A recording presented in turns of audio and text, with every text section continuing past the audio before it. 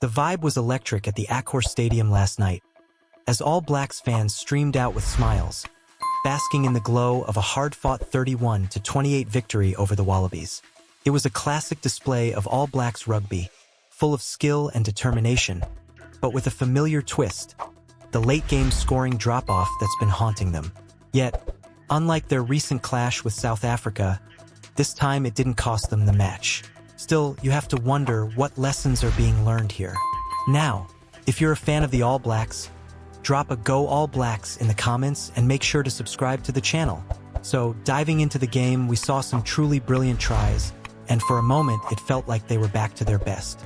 However, the discipline issues were back on display, raising eyebrows and questions alike. We had some standout performances, especially from players like Beauden Barrett, who had to exit the field late, leading to a reshuffle that surprisingly worked out. Will Jordan stepped in at fullback and totally owned it, probably his best game in that position yet. On the flip side, the All Blacks' knack for losing their grip late in the game is becoming a recurring theme. In Sydney, it was Anton Lienert-Brown and Caleb Clark who mirrored the earlier blunders of Ofa Tuangafasi and Tyrell Lomax from the South Africa match, stepping off the field at crucial moments. This handed the Wallabies a lifeline they shouldn't have been given. It's frustrating because the season kicked off with a promising start, showcasing some solid discipline. What's happening here? Now, let's talk about Damian McKenzie. His kicking was spot on this time, especially with those sideline conversions that made all the difference. But he also had a couple of shocking misses, including an overzealous attempt to pass to an unmarked Tamati Williams. That kind of play has fans scratching their heads and critics sharpening their pencils. And let's not forget the Wallabies. They played exactly how everyone anticipated, with Joe Schmidt's team bravely battling back from an early deficit. They could have taken the win if the game went on a bit longer.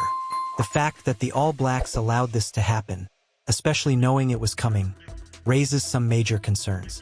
The Wallabies may not be as formidable as the Springboks, but they certainly capitalized on the All Blacks' mistakes.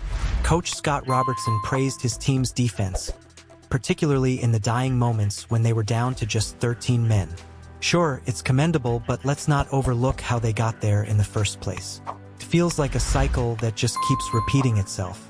So here we are, heading into another week of analysis and speculation. Everyone, Robertson, the team, the media, will be trying to shape the narrative around the All Blacks for 2024. Let's hope by Sunday we have something fresh to discuss. To wrap it all up, we saw a classic All Blacks performance with brilliant tries and crucial moments of discipline that need addressing. The late-game slumps are a worry, and while some individuals shone, the overall team dynamics left questions unanswered. Don't forget to subscribe and hit that notification bell so you don't miss any updates. What do you think about the game? Are you optimistic about the All Blacks' future? Let's hear your thoughts in the comments. Sonny Bill Williams has called for New Zealand Rugby to change its policies.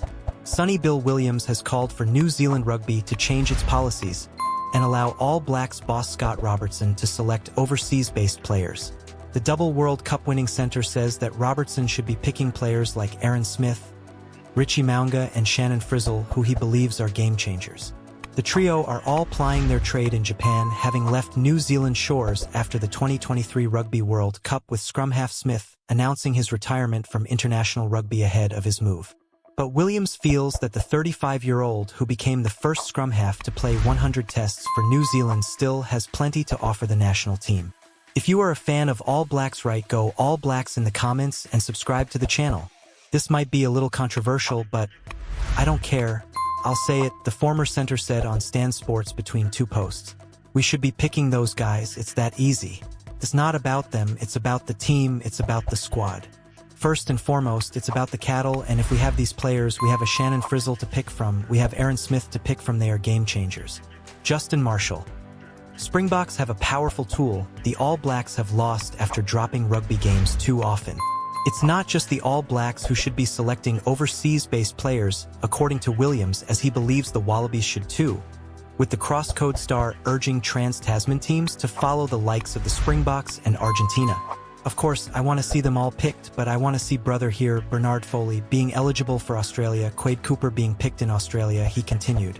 You've got to pick what's best for the squad at the current moment, at the current time. For example, the Wallabies don't have the luxury to say, okay, I want to go with this because this is what we're doing right now. You've got these players currently playing in Japan. Let's bring them back here and help these young players grow. The 39-year-old added that if Robertson were able to select Frizzell, it would help solve the All Blacks back row issue, and explained how Smith's inclusion could benefit New Zealand. The All Blacks, we have got a problem with, say, the back row. Put Shannon Frizzell at 6, Artie Savia at 7, and Wallace Satiti at 8, he said. What I'm saying is, at that highest level, we have some players that have experience in this space that should be playing right here, right now. We have that young guy starting now, Cortez Radama. How good would it be to have Aaron Smith in his presence, day in and day out? Learning from him, we can do that, we can facilitate that. Maybe this is just me being greedy, but I'm saying we have the players right now, and we can actually still choose them. Are you telling me Aaron Smith is not a good fit right now? For the first time in the professional era, South Africa have won 4 successive matches against the All Blacks, a fact that Williams is not pleased by. The center was part of an All Blacks team that not only won the 2011 and 2015 Rugby World Cups, but also dominated internationally during the years in between. This year, New Zealand have not only lost back-to-back matches against South Africa, but also fell to a defeat to Argentina in their Rugby Championship opener. Jeff Wilson's audacious claim about current All Blacks compared to when he started out. Despite the results, Williams was able to see some positives in the All Blacks' performances as they ran the Springboks close in both matches in South Africa. Look what South Africa are doing, players can play anywhere in the world. And we're coming over and we're still thriving, he said. We put so much time and effort into these guys, and we are just going to lose them. We've lost 4 to South Africa. I'm not happy because I know what the All Blacks are capable of. Read more. All Blacks legend urges Scott Robertson to make radical changes ahead of Bledisloe Cup clash.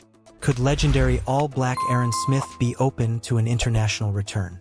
All Blacks legend Aaron Smith gives his view on the current side. Sonny Bill Williams has bemoaned Scott Robertson's coaching errors against the Springboks. Jeff Wilson has made a sensational claim about the All Blacks after they lost to the Springboks in Saturday's Rugby Championship test in Johannesburg.